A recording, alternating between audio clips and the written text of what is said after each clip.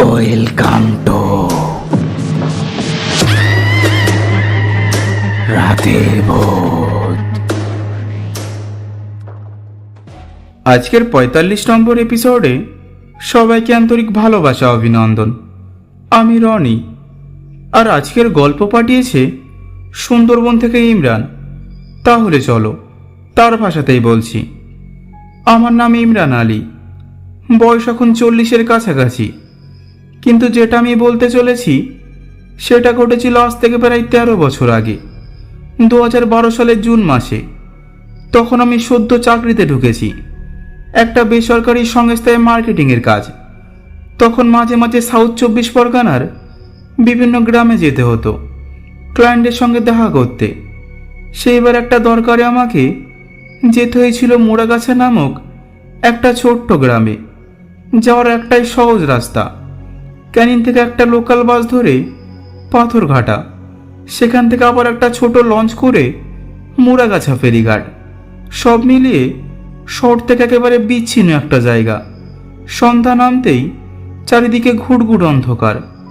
ফেরিঘাটে পৌঁছে দেখি ঘাটে একটা মাত্র নৌকা দাঁড়িয়ে আছে, আশেপাশে কোনো লোকজন নেই, কুয়াশা জমেছে।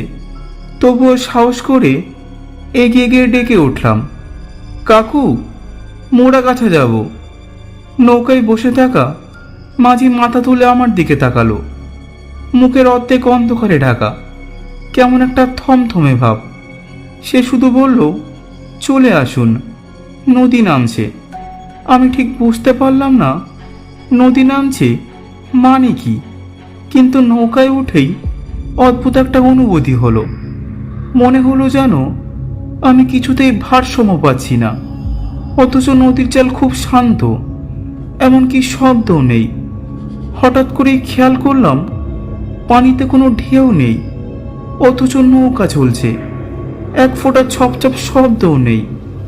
আরও অবাক হলাম যখন মাঝির দিকে তাকিয়ে দেখি সে বসে থাকলেও তার শরীরটা যেন এক জায়গায় স্থির নেই, একটু ঝাপসা, যেন হালকা কুয়াশার ভিতর কেউ বসে আছে।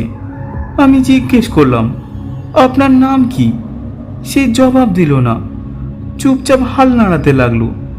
যদিও আশ্চর্যের বিষয়, তার হাতে কোনো হাল নেই। নৌকারও কিছু দূর যেতেই আমি হঠাৎ খেয়াল করলাম মাঝির হাঁটুর উপর একটা চাদর দিয়ে মোড়া। নৌকা আলো ছায় ঢুকে পড়ায় কিছুই পরিষ্কার দেখা যাচ্ছিল না, কিন্তু একটা সময় আমার মনে হলো এই লোকটার হাঁটুর নিচে কিছুই নেই। হ্যাঁ, তার পাই নেই। শরীর ঠান্ডা হয়ে গেল, মাথায় ঘাম জমলো।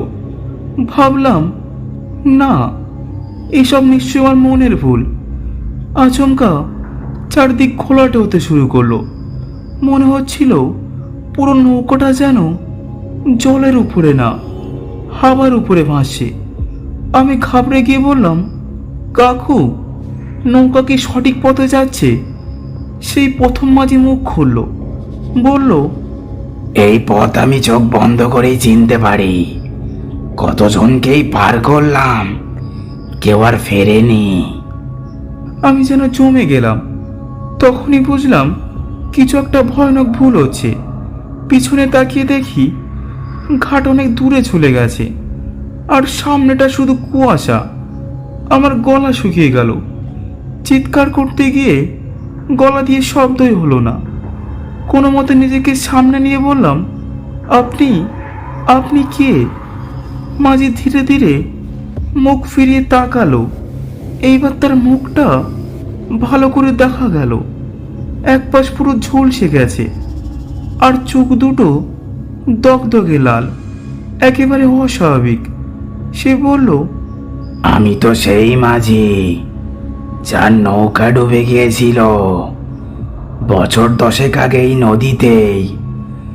তখন অনেক যাত্রী ছিল, কেউই বাঁচেনি, শুধু আমার জলে পা দুটো কেটে পড়ে গিয়েছিল।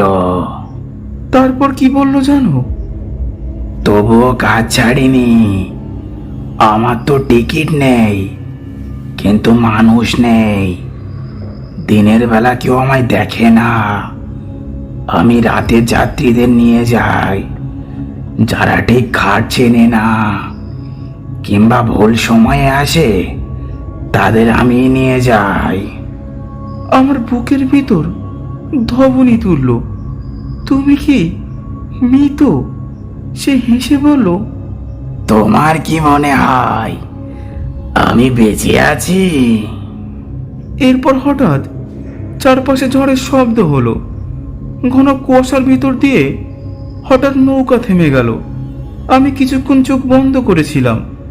চোখ খুলে দেখি আমি একা একটা কাঠের খাটে বসে আছি। মাঝি নেই, নৌকাও নেই, শুধু পিছনে নদীর জল কাঁপছে আর দূরে একটা গলার আওয়াজ ভেসে আছে। নদী নামছে। আজকের কাহিনী এই পর্যন্তই। যদি কাহিনী ভালো লাগে তাহলে অবশ্য লাইক করে কমেন্টে জানান, আর আমাদের চ্যানেলটা সাবস্ক্রাইব করতে মোটেও বলবেন না।